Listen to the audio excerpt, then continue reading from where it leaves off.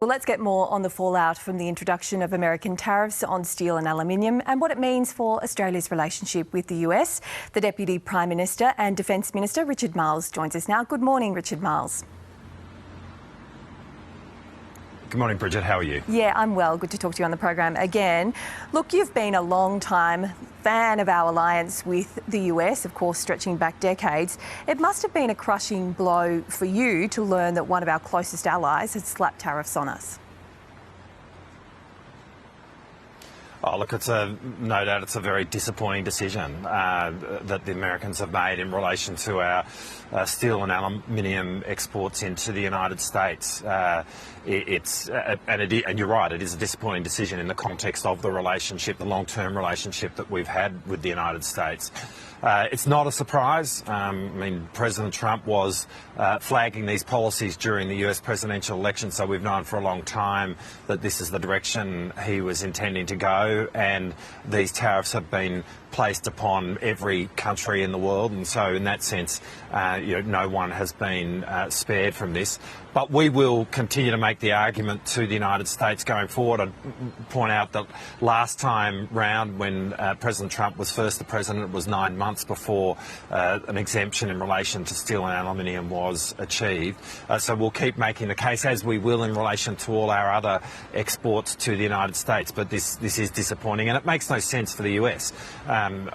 This is an act of economic self-harm, and having our two-way trade tariff-free has been very good for both economies, and it's been very good for supporting jobs in the United States. Is it a sign of our alliance weakening? Does it show that the United States no longer sees us in the same way it has?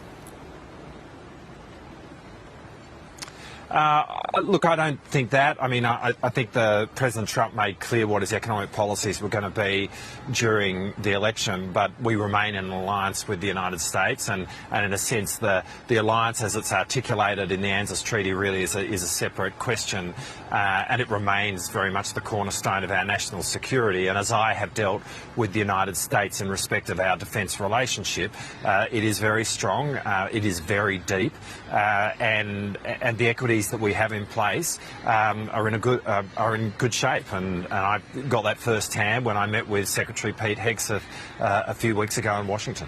Does the opposition make a fair point that the government hasn't made enough of a diplomatic effort to get Australia carved out from these tariffs, and why can't we get one of our key, most prized allies on the phone? Well, the opposition is obviously seeking to use this moment to frankly engage in rank politics, and in that, they're not pursuing the national interest here. They're pursuing their own self-interest, and it's really very different to the situation when we were in opposition, and then Prime Minister Malcolm Turnbull was seeking to achieve exemptions in relation to steel and aluminium tariffs with President Trump at the time.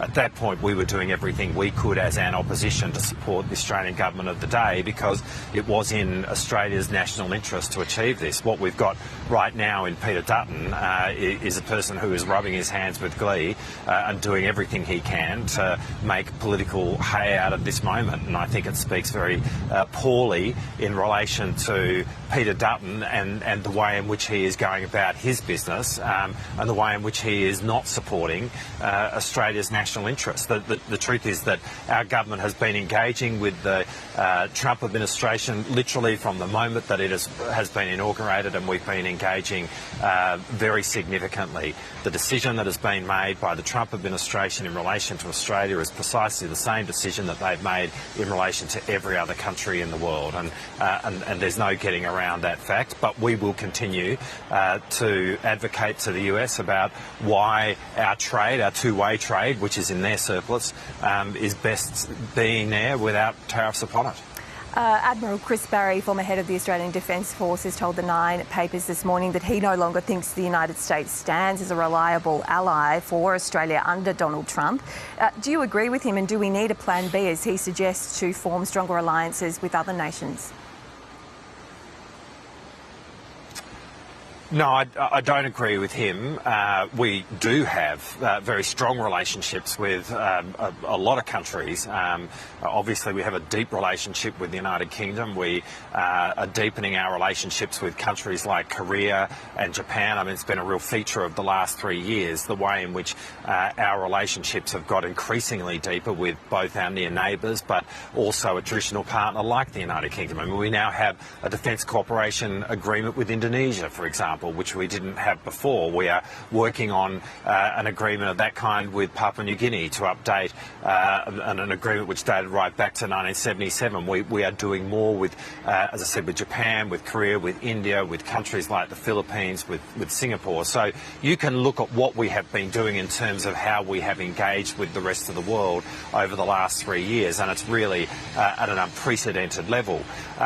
But America remains committed to AUKUS. We saw that in the meeting that I had with my counterpart, Secretary Pete Hegseth, which was the first meeting that he had with any of his counterparts in the world a few weeks ago in Washington. And it's not surprising because the AUKUS arrangement is obviously in the interests of Australia, but it's in the interests of the United States. I mean, we are enabling more Virginia-class submarines to become available for the United States Navy. That's what we're doing. That's part of the agreement that we reached with them.